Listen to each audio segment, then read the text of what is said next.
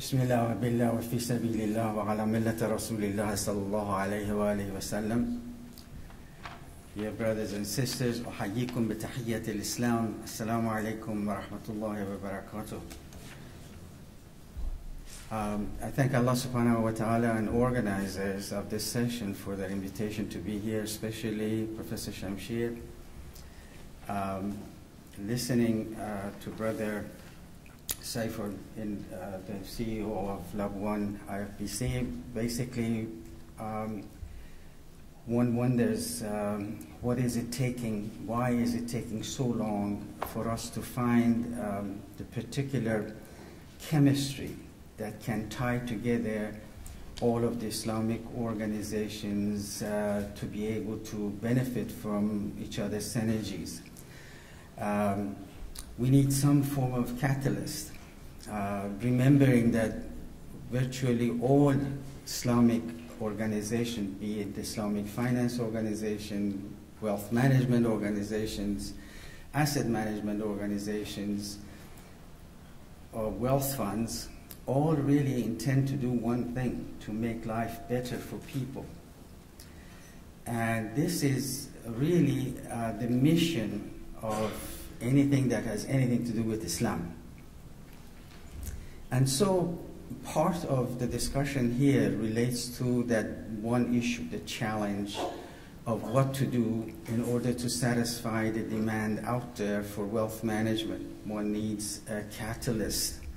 And that catalyst, I hope to perhaps argue that it is going to have to be an Islamic wealth management fund to serve the purpose of bringing everything together under one umbrella, but allowing every part of this composition to do its job, to meet the particular part of the market demand for Islamic financial services. Before I go any further, let me remind that the topic itself is about sharing prosperity. Bringing about a kind of symbiosis, if you wish, between Islamic finance, wealth management, and show how the synergy between them can in fact help doing what Islam would want to do to make life better for people by sharing the prosperity in the society. Sharing prosperity is although an old idea, it's a new concept. It's a concept that has been pushed recently very hard and aggressively by the World Bank as a response to very serious problems that societies that operate with economic systems that one way or the other are fed by a capitalist system, either adopting some form of capitalist system or having a full capitalist system. Nevertheless, the core idea is one of capitalism. Of course, as you know, capitalism has a lot to contribute to societies. I'm not denying any of that. The fact that the proponents of capitalism argue, look what it has done over the last decade or so, bringing about 1 billion people out of poverty. That it has ability to dynamize economies, that it has ability to create individual initiatives, that it has ability to initiate and provide ways and means by which innovation can take place in the society and by which economic growth can happen very rapidly. All of that in their own place is absolutely correct. However, there are drawbacks to capitalism, especially capitalism which will be called unleashed capitalism. Now, one of the basic books in that area is a book written published recently, this 2013, translated from French by Thomas Piketty, a French economist. So that book is about, the main text is about 750 pages. It's long, tedious reading, but it is extremely interesting. He and his associates have collected data over a period of perhaps 2.5 centuries to show one particular drawback of capitalism, which is very serious, and that is that inherently capitalism creates inequality of wealth and income.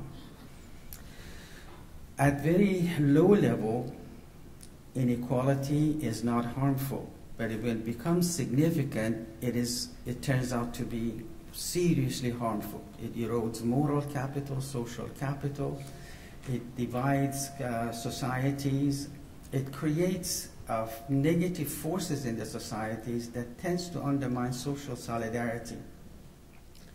Now, the data that Piketty has collected shows that capitalism since 1800s has gone through various phases of evolution. There was a period up to 1929, the Great Depression, where capitalism was pretty much left to its own. And it contributed enormously to development of countries, but at the same time, it unleashed sources and forces that led to the Great Depression. So this period was the period where capitalism showed that even though it can do all of the positive things we mentioned, it was also capable of unleashing destructive forces.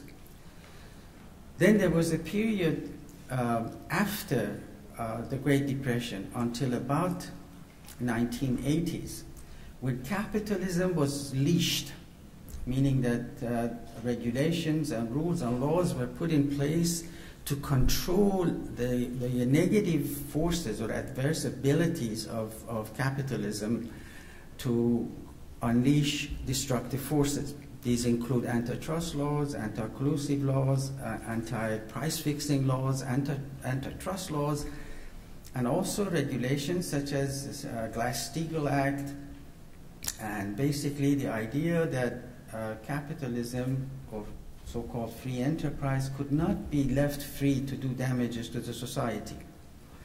This period is called the Golden Age. What the data of Piketty and his colleagues show is that with the exception of this period of Golden Age, the long-term trend of capitalism is to create massive inequalities of income and wealth and sow the seed of its own destruction. Because in the process of developing societies, the middle income classes grow in societies, and this becomes the backbone of survival of capitalism. But the problem is that by expanding inequality and concentrating inequality in particular areas in the society, that concentration leads to weakening of the middle class and eventually destroying it. And that sows the seeds of destruction of the system itself. Now, basically, what happened is that from 1980 on, that is with coming to power of people like Reagan, like Thatcher, basically capitalism became unleashed. In other words, the period of deregulation began, and it began to pick up speed toward the end of the decade of 80s. 1990 was, as you remember, a watershed period. That was the fall of Berlin Wall and defeat of communism. And that began the stage or the phase of what is called triumphal capitalism. The triumphal capitalism basically was that, look what the capitalism has accomplished, this is the end of history, and that capitalism has absolutely no other competitors, and that its powers have to become completely naked in order to bring people out of poverty, to create enormous amount of wealth, and so on and so forth. This continued until 2007 and 2008, where with the crisis, people began to then ask questions. Is it now the end of capitalism? Shouldn't we go back in and try to control it? And of course, there has been responses. There are responses that this system is really morally corrupt and morally bankrupt. It is no longer appropriate. But what to do about it, no one knows, because there is no other system. It's the churches, or a paraphrasing of Churchill's word, that the democracy is the worst form of government, except there is nothing better. Capitalism really is not a good system, but it has benefits for the society that no other system can match. Consequently, rather than looking at the destruction of capitalism, the ideas are how to try to mend it, how to try to correct its shortcomings. So the idea of having shared prosperity is one of these ideas, of trying to spread the fruits of capitalism by inclusion into the society of people who are excluded, who are marginalized, and by allowing them to benefit from the prosperity that capitalism is capable of bringing. So one solution is, of course, re-regulating the economy. Aside from that, the fact that going back to regulation is becoming extremely difficult, and people explain that you need laws to be passed by parliaments. Parliaments are generally owned by the wealthy, and wealthy will stop doing so. And we saw what happened in the United States when regulation or laws were proposed to control the negative side of capitalism and financial markets, and they were pretty much unable to. Whatever came out of there was very much watered down. And as we have seen now, that financial sector that was supposed to be controlled is now far more forceful than ever before. When you look at Piketty's data, two things happen. One of the things that you will see is that concentration of wealth comes from one source, and that one source is basically what he refers to as rentier income. The rentier income basically is income that the wealth of individuals collects rather than individuals' effort and their initiatives. And basically that comes from the sources such as removal of barriers to the expansion of income of the wealthy. These include income taxes, this include inheritance taxes, it includes wealth taxes. They were all there before 1980s deregulation and removal of taxes. Income taxes were as high as 90%.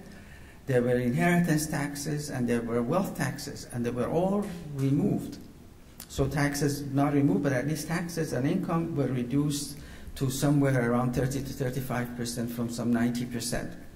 Going back through legislation and reimposing these is almost his own solution. Piketty's solution is basically raise income taxes to a level of 85%, impose a wealth tax of 2.5%, and impose taxes on inheritance so that you can break it up at the time of passing of the wealthy person so it will not concentrate in the next generation. These are, most people call it pipe dreams, because basically legislators are not going to go along because of the influence of the wealthy in capturing legislative powers. So what are the alternatives? Well, one of those alternatives was presented by His Royal Highness Sultan Nazrin Shah as opening remarks in 2014 meeting of Khazana's Mega Trend Forum. And this is a very precise, very concise presentation. I recommend that you read it. It's on the website of Khazana, 2014 Mega Trend. His Royal Highness basically is putting all of this problem of inequality within the context of Malaysia, and warns the Malaysians that it's time for Malaysia to start looking at ways and means of making sure that Malaysia will not fall victim to these negative impacts of inequality. One of the basic points he argues for is that what made Malaysia's economy dynamic and great is precisely the structure of the middle income class in Malaysia, which was built up through wise policies, and basically it became powerful enough to allow a rapid generational mobility, meaning that allowed social mobility for people who were basically poor before to enter the middle income class and then move on up to higher income brackets. What he says is basically is that income inequality and wealth equality endangers this middle class, because middle class itself, by having social mobility, is then capable of unleashing the power of innovation, unleashing the power of entrepreneurship, and unleashing the power of social solidarity. The reverse of that happens if you allow income inequality to continue on to hurt the social solidarity. It basically calls for inclusion of the marginalized part of the population. He calls for sharing of prosperity, sharing of risk, and so on in the society. And he has solutions. He says for Malaysia to start looking at policy framework that can create as a sort of a paradigm shift. He recognizes 3 paradigms that are in existence that have given rise to the present problems of not only social problems but environmental problems. So the first one he suggests is basically changing the paradigm of production into preservation. In other words, continuing to emphasize to producing from use of natural resources. That's going to create problems for the society. He also suggests that we should change the paradigm of maximization to paradigm of optimization. The idea is that if you continue on with maximization of production, sooner or later you run into problem of deprivation of natural resources from being used in producing better lives for future generations. But if you choose the paradigm of optimization, you can use resources to the optimum point. After that, stop using or abusing resources of the society and focus on preserving them. The third paradigm shift he's recommending is basically to change the paradigm of ownership to the paradigm of stewardship. All of these, as you notice, are actually, they come from an Islamic worldview. And basically His Majesty's ideas are that we now have to go back to the origin, to our own roots of Islamic thoughts about how to manage societies. Now, the ideas that, or the data basically, that Piketty produces is confirmation of ideas of John Maynard Keynes. John Maynard Keynes, of course, this is not acknowledged in Piketty's work himself, but basically the idea of Keynes was that even though he was adamantly against socialism, communism, and fascism, he thought that there is problem with capitalism that, if unchecked, will cause its own destruction. And his point was actually very clearly specified in one article that has gone totally ignored. In 1931, in Economic Journal in London, he published a paper saying that capitalism creates two evils. He called them evils. The first evil was that it was incapable of creating full employment in an economy. That basically what happens is that there is always disequilibrium in a capitalist economy. It's either undershoots or overshoot the targets of full employment equilibrium. And that can cause inflation or huge unemployment, and usually it ends up with depressions and recessions. The second evil of capitalism, he called, was the fact that it was capable of creating massive inequalities of income and wealth. The most startling thing about this article was that he plainly and clearly says that the villain of the piece, meaning the cause of both of these evils, is interest rate mechanism. Point blank, it's interest rate mechanism. Now, if you look at the data that Piketty produces, you will see that there is a very close relationship between debt and inequality. The higher the debt, the higher the inequality. Now, the data just recently came out by McKinsey shows that since 2008, the world has added $57 trillion worth of debt, of which the majority are private debt. 25 trillion of it is caused by government debt, out of which 19 trillion comes from the advanced or industrial economies. So consequently, the problem of inequality is going to get worse rather than better. So the solution people are looking at is exactly what His Royal Highness was suggesting, that we have to do sharing of prosperity. Islamic finance has a forte in this area because basically Islamic finance is about risk sharing. And risk sharing allows both the reward and risk to be shared within the population according to their ability to carry risk and therefore receive accordingly reward. The problem is that the present configuration of Islamic finance suffers from the fact that it is in trying to replicate the conventional finance, it is mostly about risk transfer rather than about risk sharing. In recent informations that have come out basically from the World Bank and from the IMF in various publications they have put out, is that rather than doing risk sharing, in fact, Islamic finance does nothing but do exactly what the conventional finance is doing. The value proposition of Islamic finance is in financial inclusion. Financial inclusion basically is defined as bringing financial services to unbanked, underbanked, or non-bankable people. But to bring them banking services is not going to help them to get out of poverty. What you have to do is empower them to build assets. So it is asset building financial inclusion that's needed, not just simply bringing somebody in and then give him a checking account, give him a checkbook and say, now you go out there, you are now financially included.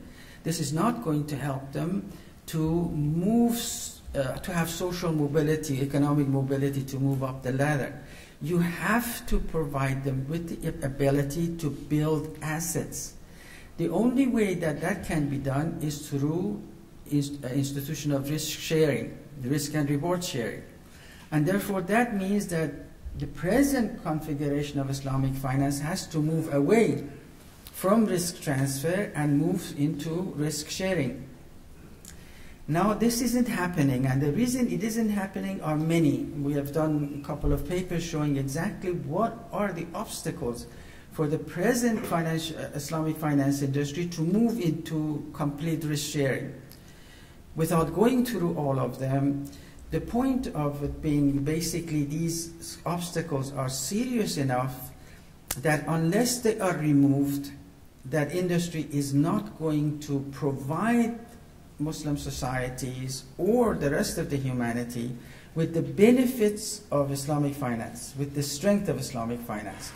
To reduce poverty, that is the essential function of Islamic finance. That is the litmus test of Islamic finance. If it is unable to include people and share prosperity with them, that that finance is not Islamic. That is the value proposition of Islamic finance. So the question is, how do we do that? Well, one way of doing it is to try to leverage on knowledge that would help Islamic finance, Islamic asset management, Islamic wealth management, to try to achieve the heights that is required in order to bring people, include them in the financial system, and allow them to build assets. What is it about sovereign wealth funds that are very crucial and serve the characteristics that are needed in order to push Islamic finance further up the ladder in terms of helping people. Well, one of the things is that within the DNA of sovereign wealth funds is the idea of equity participation. And equity is the best form of risk sharing. And these funds are long-term. They are not leveraged. Leverage is destructive to Islamic finance. And more than that, they are able to provide services that presently Islamic finance is suffering from lack of. One of them is provision of market-making services. This is not available to Islamic finance instruments. What is happening is that basically if you look at all the sukuks, they are very high denomination. They are always placed in very high-level financial institutions. And basically they never seep down to the lower levels of income brackets and basically stay up there, so they make the rich richer, and they, without helping the poor to become included and gain from the prosperity of the economy. There has to be instruments that are low enough denominated to allow people with low income, middle income to also enter the financial sector and be able to build assets. This can be provided by leveraging the knowledge gained by practices of sovereign wealth funds. Because they are non-leveraged, because their view, their worldview, is basically one of long-term and intergenerational, they help Islamic finance to get away from this short-termism, which is now completely plaguing the Islamic finance industry. The idea that people buy sukuks and hold it, that means there really is not any viable instruments that can serve for hedging, no viable instruments that can help for long-term building of risk management.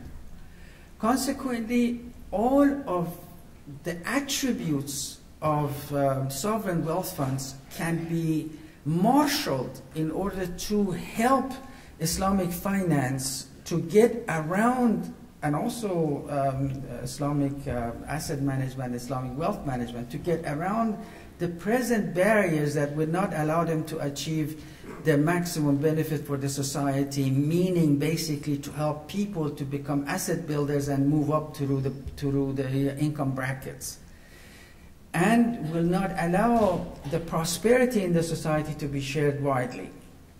So consequently, the idea is to propose that perhaps it is time that one thinks of an Islamic sovereign wealth fund, which will have all the attributes of a sovereign wealth fund, that has all the characteristics that are so desperately needed to boost the operations and the field of play for Islamic finance. Now, what does that mean? Basically, at the present time, the estimated value or assets of sovereign wealth funds is about $7.2 trillion. $7.2 trillion. 45 to 48% of that are estimated basically to be belonging to Muslim societies. There are 20 Muslim countries that have sovereign wealth funds that add up to about $3.2 trillion. Now, one can either carve out an Islamic sovereign wealth fund from the configuration of Muslim country wealth funds to set up this organization to be able to help Islamic finance to gain the knowledge and also the experience and leverage on it and move on forward. Or the governments of Islamic countries can get together and organize an Islamic sovereign wealth fund with the same objectives as a regular wealth fund, except through Islamic instruments. One of the examples, for example, what we're suffering from now in Malaysia, for instance, is that there are not very many market makers for innovative Islamic finance securities. A Islamic sovereign wealth fund could actually help alleviate this shortage, this problem, this bottleneck. And because they have international outlook, and because they are good at cooperating with one another, and because they have this long-term and intergenerational worldview, they will be the ideal way of steering Islamic finance away from the present risk transfer methodology and short-termism into long-term prosperities of Islamic societies, Muslim societies. Now, the argument I want to give, hopefully, is to try to argue for the fact that Malaysia is in a right position to take the leadership, to champion the creation of an Islamic sovereign wealth fund. Why? First of all, Malaysia is a flag bearer, a standard setter, is really the one that everyone looks up to see how innovations are going to take place in Islamic finance. It's about at least 10 years ahead of any other Muslim country in terms of its progress with Islamic finance. Second, it's an unwavering support of the government and the Central Bank of Malaysia for the progress and to the progress of Islamic finance. Third, is the fact that Malaysia has enormously successful record of initiating creation of international Islamic institutions related to Islamic finance. It was a major force behind the creation of IFSP, IILM, and bringing one of the most famous and perhaps most successful financial inclusion organizations in the world to Malaysia to take Kuala Lumpur as headquarters.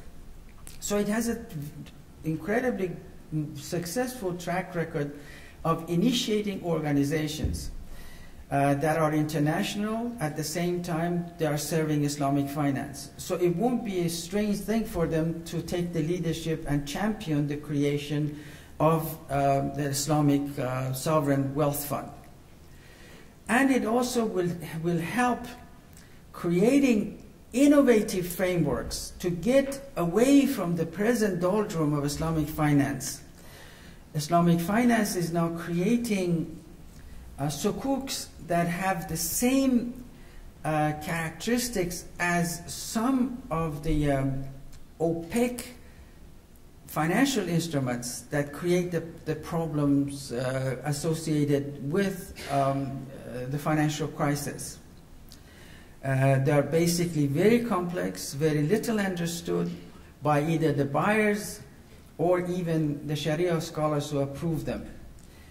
And creating an Islamic sovereign wealth fund can bring the innovation that all the wealth funds across the world have managed to put forward, bring them back into the Islamic arena.